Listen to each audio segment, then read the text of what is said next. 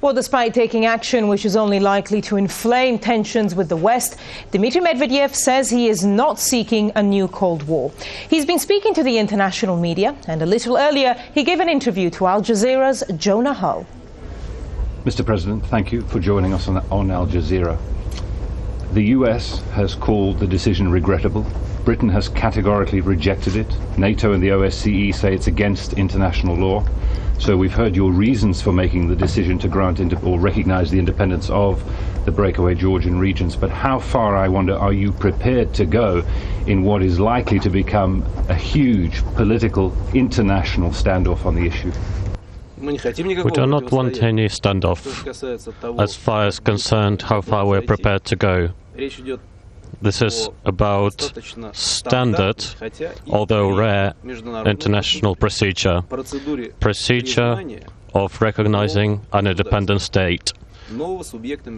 We took this step because of the reasons that I outlined today, in order to prevent genocide, in order for Abkhazia and South Ossetia to declare independence. After the 17 years and failures of restoring balance, we did not take any steps before to recognize these states, but instead we tried to mend government of Georgia. But Saakashvili's genocide has stopped this, and we had to do this.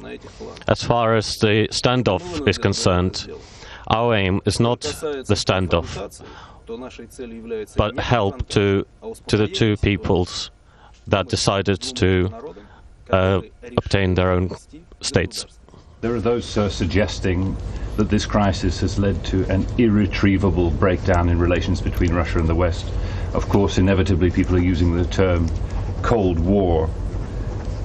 Are you concerned that as tensions escalate almost daily now, we could reach a point where things actually get completely out of control? We don't like when people start talking about Cold War. We don't want any escalation.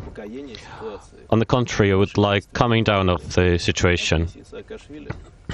Our actions are aimed against the aggression of Saakashvili, and they were aimed at calming him down. We aimed at giving future to the peoples of these republics. The West has the power to actually relieve the tension that has. There shouldn't be any hysterics from the current situation. We have to think about the future. It is in the interest of the West to build relations with the Russian Federation. In that context, then, it would seem to me you would probably view the actions of the West in terms of NATO's promises towards Georgia and Ukraine, which may come true in December, offering them the membership action plan, also signing deals with Poland and the Czech Republic for the US missile defense shield in Europe. These actions, presumably, you wouldn't view as a de-escalation. What will your response be in December if Ukraine and Georgia are offered membership action plan of NATO? It is up to NATO, after all. We're trying to develop a partnership with NATO, but we need to reconsider this. And if we have to say goodbye to each other, there will be no tragedy in this.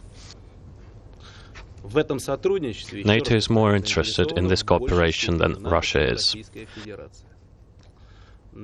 But if the decision about supplying plans for joining NATO is taken, we will not be happy about this, and this will exacerbate the situation.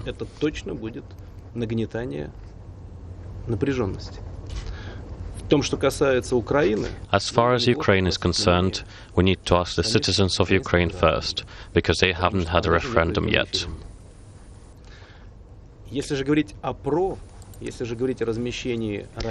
And talking about the defense shield and locations of rockets and the radar detectors in Poland and the Czech Republic, this is yet another step in exacerbating the situation. We cannot look at it in any other way than as a step taken against Russia. Whatever motives member states of NATO have for this, they are talking about some countries somewhere that represented a danger. This is nonsense.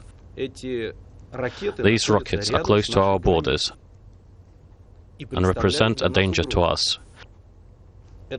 This will create additional tension, and we will have to react to this.